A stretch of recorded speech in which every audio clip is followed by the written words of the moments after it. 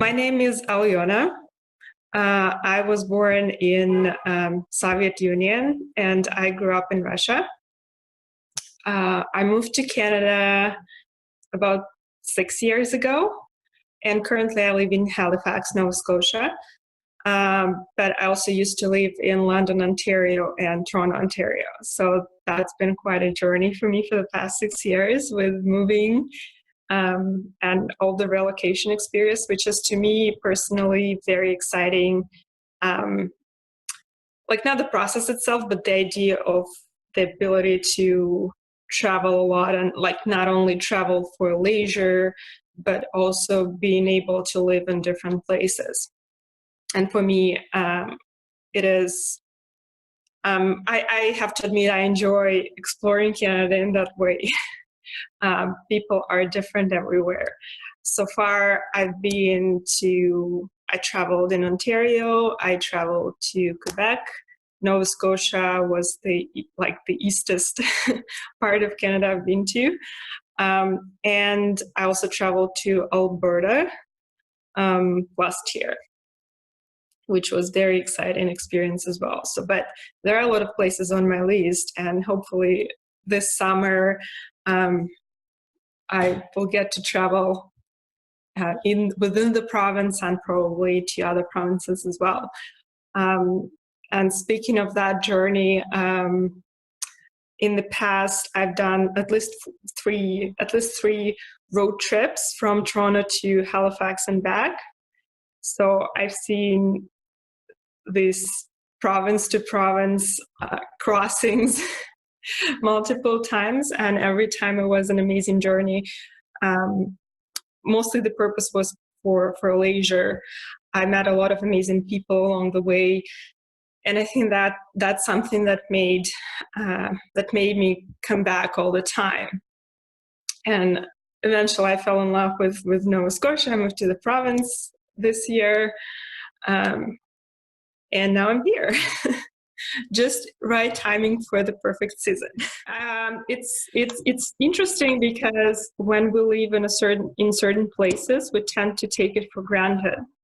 And that was the same thing when I lived back home in Russia, and I'm from Moscow. I traveled, I traveled around Moscow region plus a couple more regions. But not too far. And some of those regions which are pretty far from Moscow were, thankfully, I've seen them because my relatives, my grandparents lived there. So it was kind of obligatory to go there, like when I was a kid. But now, as I think of it as an adult, I think that I probably should have traveled more. And well, not should have, it's not that I regret, but I wish that to all people who live in certain, like anywhere in the world, just explore the local beauties once you have chance, and don't take it for granted. I think this is very important.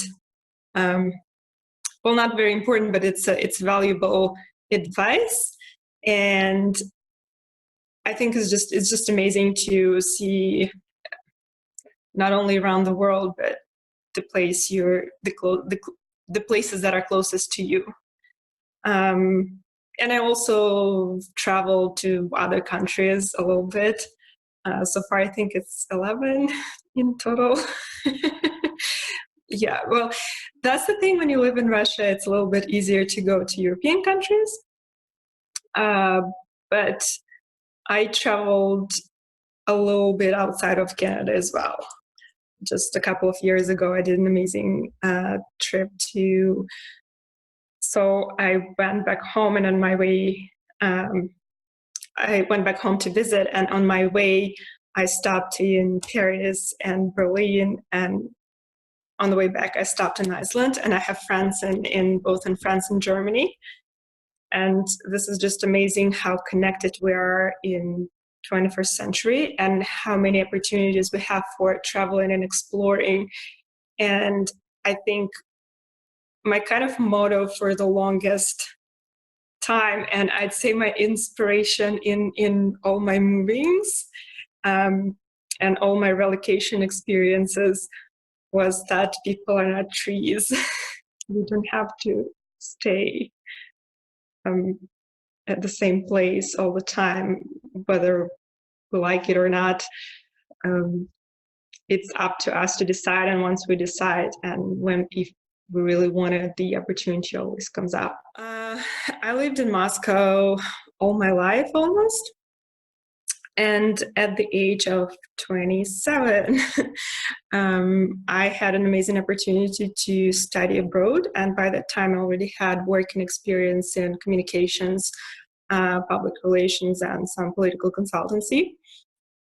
And so I kind of just wanted to upgrade my skills. And of course, when I saw that I can do this, and I worked for it. I worked hard for my ability to move here. I also had a massive support from my family, which I'm forever grateful for. But the essential goal was just to come for study, and kind of like upgrade my skills in public relations and communications, maybe start speaking English a little bit more fluently.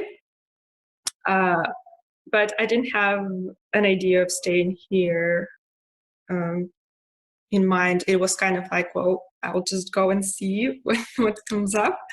And of course, within the first year, I fell in love with Canada, because how can you not? And then I just worked really hard to stay here. Right now, I'm permanent resident. And I think I'm very lucky because I'm able to, and I was able to explore career opportunities in my field, in the field of communications and marketing, and that's something I like and enjoy doing.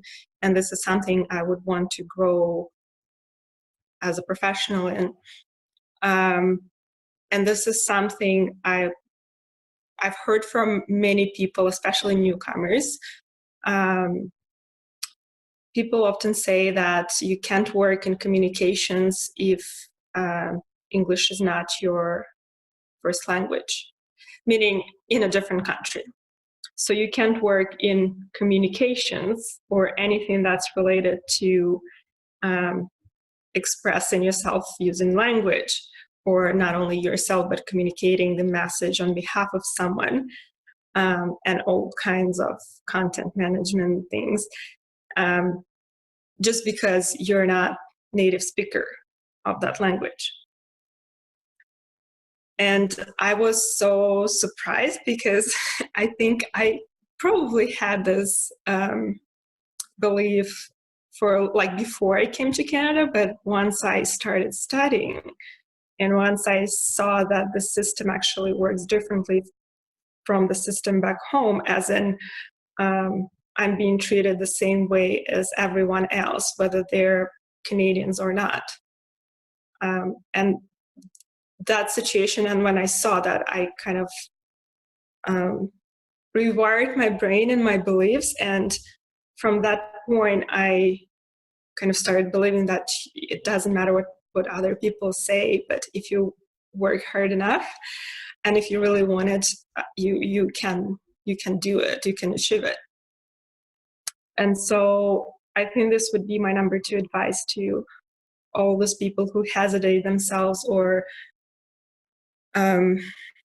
who doubt themselves, to all the people who doubt themselves in professional fields, or if they heard someone saying something, or in their home country rules are different.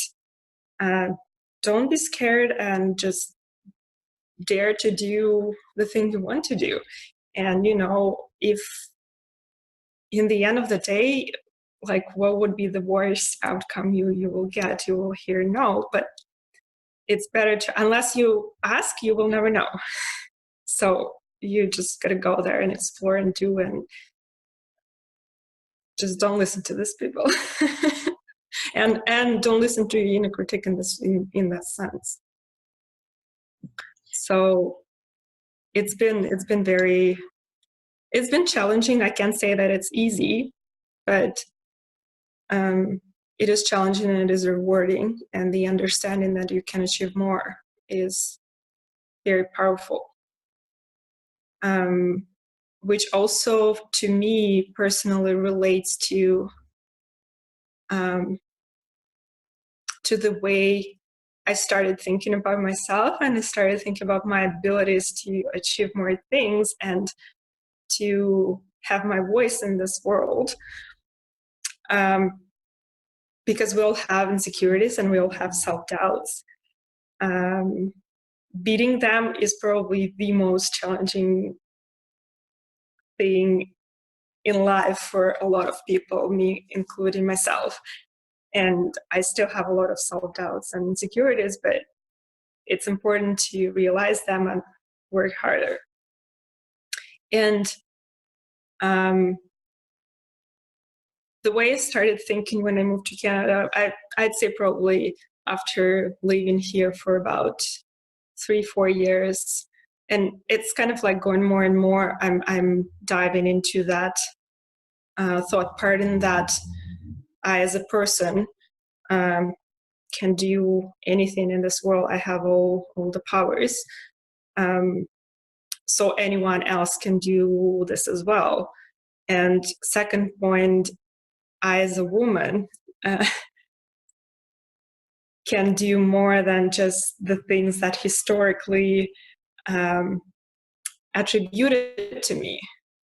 Because, for example, I'm from Russia, and it's to me, to a certain degree, it became a paradox, because we celebrate International Women's Day, and it's an official holiday. It's a day off, no one's working. Yes. And in the beginning, of course, there were strong historical roots and cause for the celebration, as in women's rights. When I lived in Russia, that was 5-6 years ago. I can't speak anything for the situation, for the current situation, just because I don't live there, and I don't think that would be honest. But when I lived there, and I kind of compared how it's viewed, and this particular day, the International Women's Day, women are treated with all the gifts and all the nice words and compliments. But it kind of brings us back to the point of women are meant to be housekeepers, and in a sense of being at home and caring for the household, which is, there's nothing wrong with it, but it shouldn't be the only role. And celebration of women as an something beautiful, talking about appearances and nice looks, is just, I think, a little bit wrong. And I know this is not a popular opinion in my home country, but I feel that it's changed in me, and it's changed the way I perceive women. And it's changed the way I perceive myself. The next step in my big adventure, I think it's still unfolding for me, because I'm looking for my comfortable but expanding place here. One thing I love about Nova Scotia, and this is probably the major reason why I moved here, it gives me the sense of being home. Unexplainable is just feeling, it feels really good. We'll see. I'm open for opportunities. I'm open for new experiences, definitely. Meeting new people, traveling more, doing what I love doing, maybe starting new, what would be the best word to describe it? I don't want to say it like businesses, but maybe new projects and something that can impact this world. All my family is back home in Russia, and I'm here basically by myself. But I was able to make a lot of meaningful connections, particularly in Toronto. And this is a part I'm kind of missing, because it was the moment for me when I moved. It was the moment when I just got my people around me, and then I had to do it, because it's just, I would have regretted if I didn't, and when the opportunity came up. So now I'm kind of going through the same process of building my connections and meeting new people, and getting those meaningful experiences with people. I, of course, talk to my friends in Toronto. I talk to my friends and family back home in Moscow. And it's amazing how connected we are in the modern world. And, you can call anyone, any location, any point in the world. Previously, I do share a bit of my local experiences on my Instagram page in comparison to my back home experience. And the reason I do that is because I would like to, it's not only for me to tell my story, it's not only the way for me to tell my story, but I also think that probably many Canadians would be surprised, or at least curious, to see what other people think of, not think, but how, what are the differences? Because sometimes very tiny things and habits and small little details bring such a big cultural difference, and most of the time you just don't think about them. And especially as someone, when you come to a new country, it's always a shock, whether you know it or not, because I, for the longest time, thought that I didn't have culture shock, but I did. I realized it years later as I look back at myself, and I sometimes like, oh my God, how could I do that? I had a couple of funny situations, a lot of funny moments, and it's just a lot of tiny things which I think build the overall experiences, and it's exciting, and I think it's wonderful how different we are in those little things. But then in the end of the day, we're all human beings. We all are the same. We are one, and we should be kind to each other.